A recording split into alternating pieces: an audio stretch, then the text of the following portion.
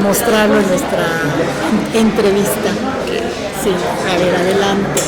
Pues, Ay, me encantan tus uñas. ¿Ya viste las mías? ay, qué bien. Ah, ¿verdad? Qué belleza. Sí, sí, me encanta. Muy bien.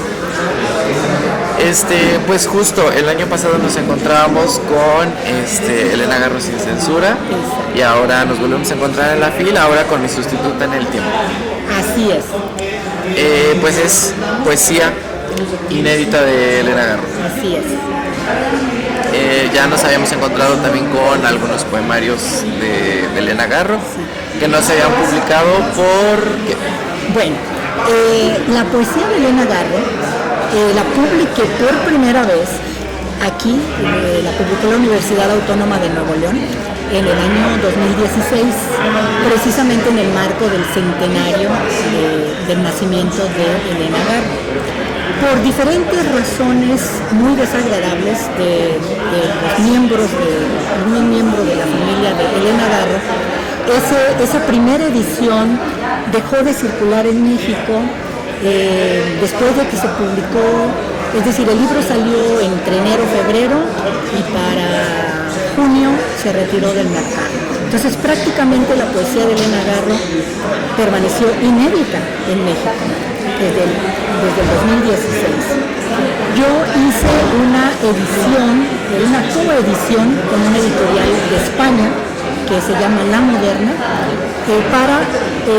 para que la poesía de Elena Garro circulara también en España, porque en aquella época, 2018, cuando empezó a circular en España, Elena Garro prácticamente era desconocida. Ahorita Elena Garro está en el candelero en España. Digo, todas las cosas son paulatinas, se van gradualizando. Pero hay un gran interés en Elena Garro en estos momentos, en las nuevas generaciones, sobre todo las mujeres.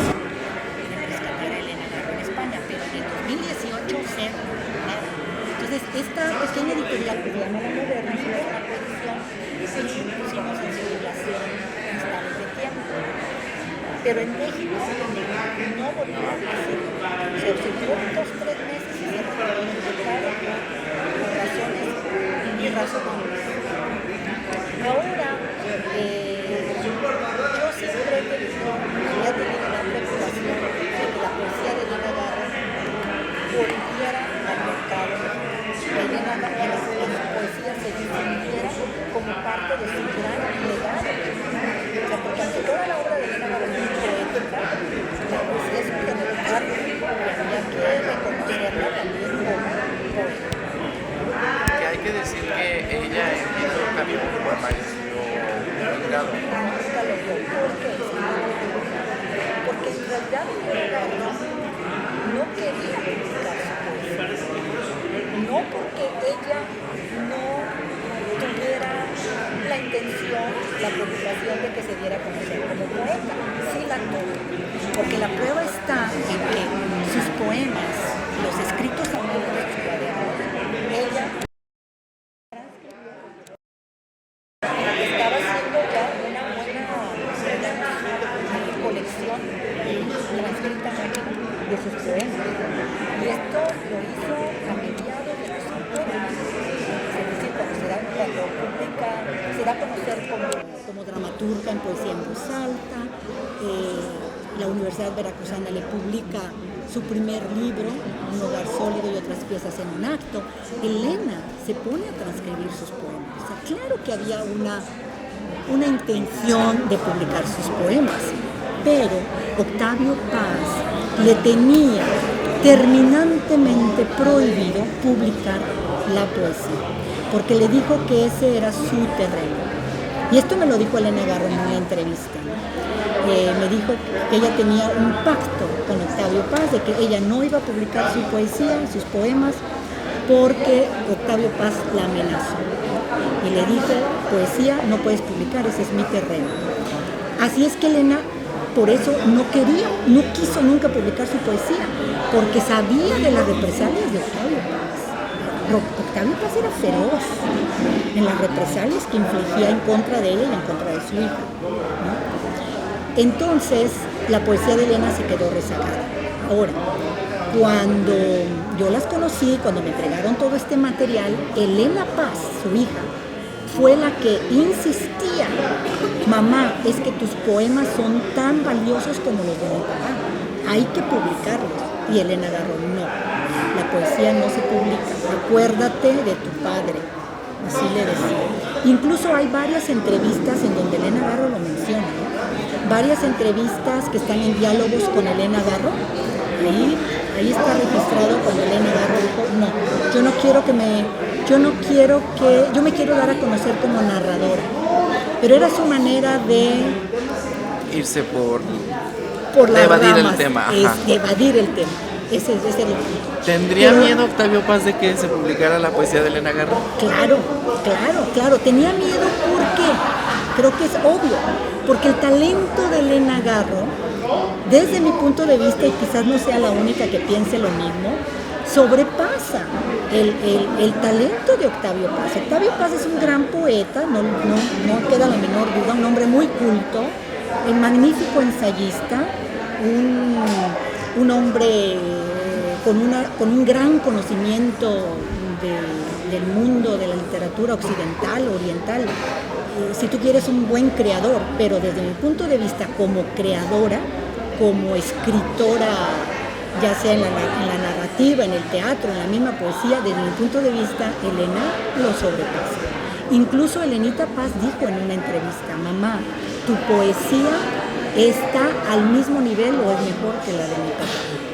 Entonces, en Octavio Paz siempre había esa competitividad, ¿no? Esa competencia de que no quería que Elena Garro le creara una sombra en el campo directo de la poesía, ¿no? Y entonces se quedó rezagada. Es que hay cartas en donde Elena Garro menciona cómo quemaba sus poemas. Muchos poemas se quemaron, muchos poemas se perdieron, porque Octavio Paz la instigaba, la acosaba para que quemara no solo poemas, cuentos, incluso escribió una novela antes de Los Recuerdos del Porvenir que destruyó Elena Garro. Nunca mencionó cuál era el título ni nada. Pero entonces, esa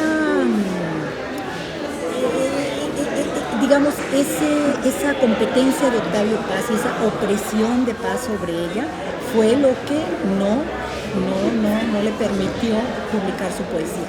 La poesía se publicó gracias a Elena Paz, porque ya en el 2006, cuando nos reencontramos para seguir yo haciendo su agente literaria, dijo: vamos a publicar la poesía de mi mamá Patricia.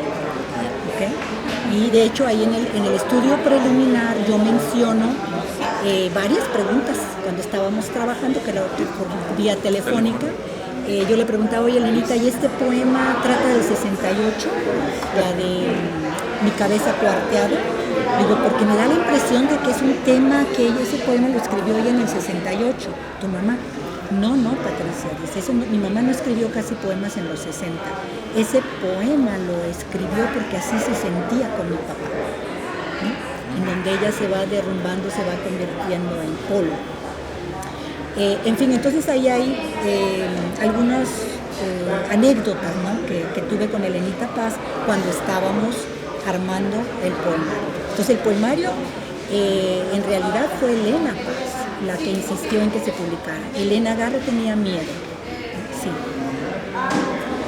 ¿Qué es lo que nos aporta esta poesía publicada sobre la voz literaria de Elena Garro? Sí, esta edición, A mi sustituta en el tiempo, que lleva el título de El poema más antiguo de Elena Garro, el más antiguo que sobrevivió a las quemas, a las mudanzas, etcétera, se titula A mi sustituta en el tiempo.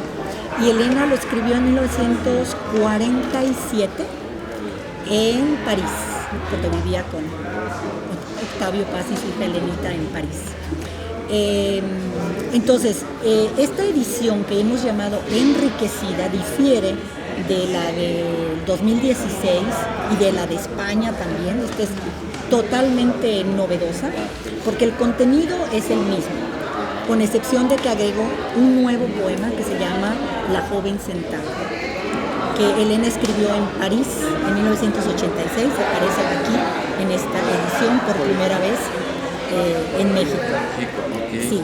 Y las fotografías son una novedad, porque en la primera edición no hay fotografías. Entonces, al final de cada capítulo, el libro está dividido en 5 apartados o capítulos temáticos. Al final hay fotografías que ilustran el contenido de los poemas de ese capítulo. ¿Sí? Por ejemplo, este es Elena en París. Estos son los poemas en la época de París, que titulé ese segundo apartado o ese segundo capítulo lo titulé Horror y angustia en la celda del matrimonio, que son los poemas que ella escribió bajo pues el yugo de Octavio Paz. Y por ejemplo, en el primer apartado, que es el apartado de la infancia en la memoria, son los poemas que ella le dedica a su padre. Aquí tenemos a su padre, a su hermana Devaki, y este es su primo Boni, que su primo Boni fue su gran compañero en la infancia, y a él le dedicó también un poema que se titula así, Boni. Sí. Entonces, las fotografías después de cada apartado, de cada capítulo, ilustran. Van en conjunto con los textos. Sí, exacto. Además encontramos acá un epistolario. Sí, exacto. Un epistolario inédito. ¿Qué sucedió? Sucedió que yo, claro, a lo largo de todo mi trabajo de investigación sobre Elena Garro, siempre quise resaltar que Elena Garro fue, así como fue una gran dramaturga, novelista, cuentista, etcétera, fue una gran escritora de cartas. Elena, algunas de sus cartas son verdaderos documentos. Entonces me ocurrió hacer una interconexión, así como con las fotografías, con las cartas. ¿A quién le escribió Elena Garro cartas que le haya dedicado poemas? ¿Sí? Para que se diera el diálogo. Entonces descubrí una carta a su papá, a su padre, y ella le dedicó un poema a su padre. Descubrí cartas inéditas de Elena Garro a su hija Elenita Paz, cuando ella tenía 5 años. Entonces a Elenita Paz le dedicó varios poemas a su hija. Entonces a su hija Elena, poemas a ella. Encontré poemas, obviamente, a Octavio Paz le dedicó un poema. Incluí 2 o 3 cartitas de Elena Garro a Octavio Paz que habían quedado inéditas, ¿no? En fin, entonces de esa manera hacer un diálogo, ¿no? Una interconexión entre la voz poética y la voz epistolar. Sí. Que al mismo tiempo también nos acerca como a la figura, a la persona. Exactamente. Gracias por decir eso, a la persona. ¿Por qué? Porque la poesía de Elena Garro es autobiográfica. En Elena vemos a Elena, la persona, con sus vivencias, con sus encuentros y desencuentros con diferentes personalidades o con diferentes situaciones. Es una poesía muy intimista, muy autobiográfica. Entonces vemos a Elena, la persona poética y la persona que escribe cartas, y la vemos en imagen. Entonces es muy, muy novedoso. Ahora sí te tengo que mencionar que en el caso de Adolfo Bioy Casares, ella le dedicó sin fin de poemas a Adolfo Bioy Casares. Acuérdate que fue el amor loco, ¿verdad? De Elena Bioy Casares. Pero como a mí me interesaba privilegiar la voz de Elena y no la de Bioy Casares, la correspondencia de Bioy a Elena está en Princeton, en Elena Garro Papers. De hecho, se han publicado algunas cartas, fragmentos. Pero a mí no me interesaba escuchar qué le decía o qué le dijo Bioy a Elena. Yo quería saber qué le dijo Elena a Bioy, o qué le dijo Elena a su papá, qué le dijo Elena a su hija Elenita. Privilegiar la voz de Elena. La voz de Elena. Sí. Entonces dije, bueno, no entran cartas de Bioy Casares a Elena, no entran porque va a romper mi propósito. Porque no sabemos si las cartas de Elena Garro a Bioy, que obviamente hubo una correspondencia intensa, no sabemos si existen. A lo mejor Silvina Ocampo las destruyó, ¿no? Silvina Ocampo, su hijo, o están en los archivos, en los papeles de Bioy. No tenemos noticias, fíjate. ¿Sí? Pero salvé de alguna manera el aspecto Bioy y el aspecto de su mamá, porque en el caso de la mamá de Elena Garro, doña Esperanza, Elena le dedicó varios poemas a su mamá, a Esperanza, pero no encontré tampoco cartas de su mamá, de Elena a su mamá. Hay de su mamá a Elena, pero nuevamente yo no quería romper la línea, ¿no? Entonces lo que hice en el caso de la mamá, Elena Garro habló mucho de su mamá en sus diarios. Una persona muy importante para ella, la amó, la cuidó, la protegió muchos años Elena a su mamá. Entonces, ¿cómo salvé esa situación? Hay una cartita que Devaki, su hermana Deva, le manda a Elena, porque ellas fueron inseparables. En el caso Elena Garro y Devaki Garro, las hermanas, son como un binomio también, no se pueden separar, ¿no? Se amaron toda la vida a pesar de todo, porque en el 68 muchos le retiraron la comunicación a Elena Garro, su hermana Devaki nunca. Entonces encontré una cartita, una nota pequeñita, en donde simplemente Devaki le anuncia a Elena Garro el fallecimiento de su mamá. Y Elena estaba en España, en el exilio, en Madrid, en 1976. Y Elena queda desgarrada. Dice que lloraban y gritaban ante la impotencia de la pérdida de su mamá y de no poder estar en esos momentos con su mamá. Entonces, ahí puse esa entrada de diario.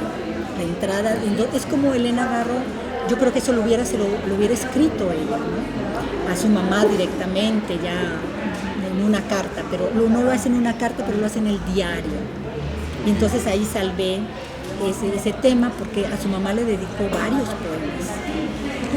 Sí, tenía que haber una referencia. Así es. Ahora, en el caso de Bioy, no es que quede totalmente cortado Bioy, porque hice referencias a Bioy Casares en los diarios de Elena Garro, pero en mi estudio preliminar o en las notas biográficas, no directamente en la parte de la correspondencia, porque no quería romper esa línea.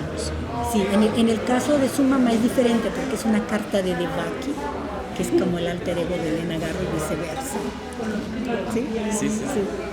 Okay.